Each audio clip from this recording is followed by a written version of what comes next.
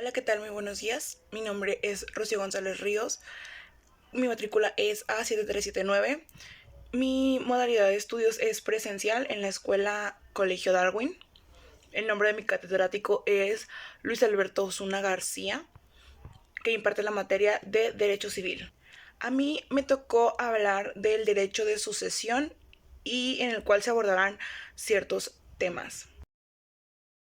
Bien, como primer tema me tocó hablar de la herencia. ¿Qué es la herencia? La herencia se define por la voluntad del testador o por disposición de la ley. Se le conoce como herencia a todos los bienes materiales que deja el difunto. Esto es en bienes de ya sea propiedades materiales o incluso como dinero pueden considerarse una herencia. La herencia puede estar cualquier persona, ya sean personas, familiares cercanos, sanguíneos al fallecido, o bien algún amigo conocido, etcétera.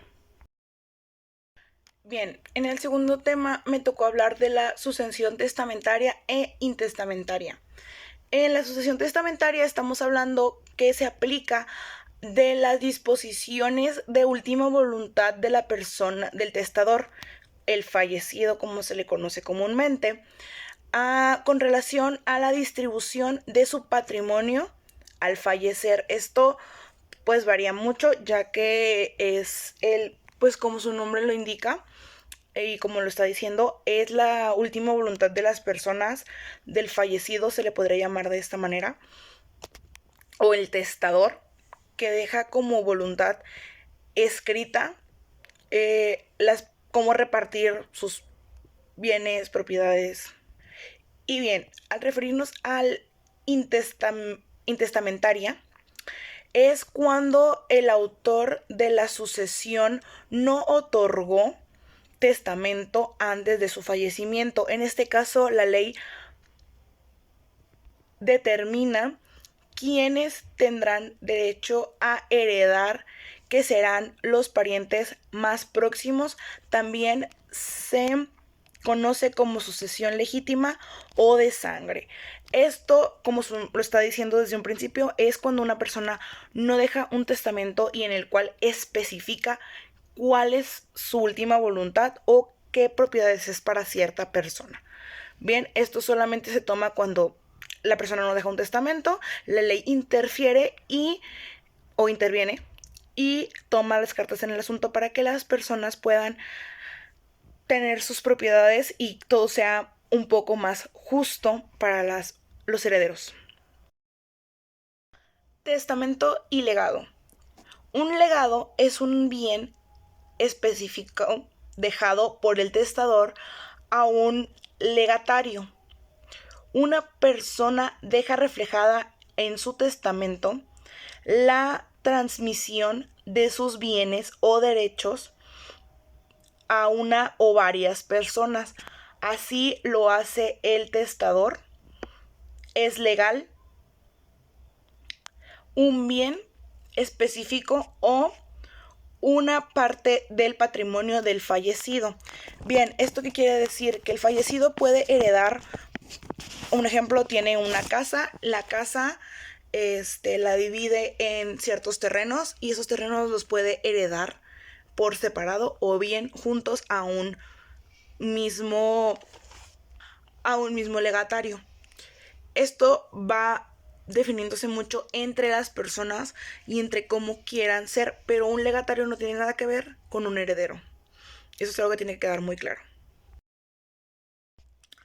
Como siguiente tema es el albacea. El albacea es una persona encargada por el testador o bien un juez de cumplir la última voluntad del fallecido, custodiando sus bienes y dándoles el destino que corresponde según la herencia.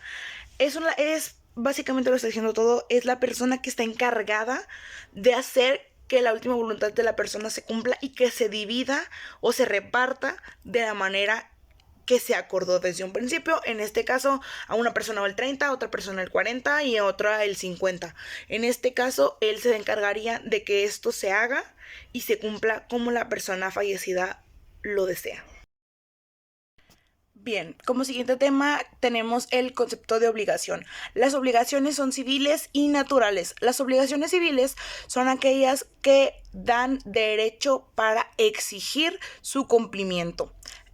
Las naturales son las que confieren derecho para exigir su cumplimiento, pero que cumplidas autorizan para retener lo que se le ha dado o pagado en razón de ellas. Esto quiere decir que la obligación varía mucho en el contexto en el que tú la estés viendo. En lo civil, como ya lo dije hace un momento, es para el cumplimiento de sus derechos. Las naturales radican en lo mismo, pero son más para los pagos y los servicios de ciertas cosas, como cuando pagas por un servicio, por un internet, etc. Bien, como siguiente tema es el contrato y el convenio. El contrato es el acuerdo de dos o más personas, al igual que el convenio, pero en este caso ese acuerdo de voluntades se da para producir, transferir obligaciones y derechos. Un contrato se da más cuando entras a trabajar, para asegurar que estés consciente de las obligaciones, los derechos que tú tendrás como un empleado o un empleador. Por otro lado, el convenio es el sentido general en el acuerdo de dos o más personas para crear, transferir, modificar o exigir obligaciones. Un convenio se da en un acuerdo más práctico, como un trato directo con una persona, no tanto a la hora de un trabajo. Como siguiente tema es la formación de contratos. Comienza analizando aquellos actos, causas, hechos, requisitos y formas que instantánea o sucesivamente ha de confluir para la perfección y cumplimiento del contrato. Bien, así como un contrato tiene sus partes, una de ellas es la capacidad de los contratos.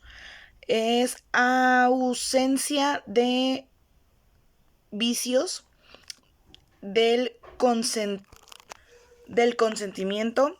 Otra es una forma especial de manifestación del consentimiento cuando la ley así lo exige. Esto, insisto, depende mucho para los trabajos y muchas de las veces se utiliza más para ello, para especificar normas, reglas, derechos, obligaciones que uno como trabajador o persona tiene.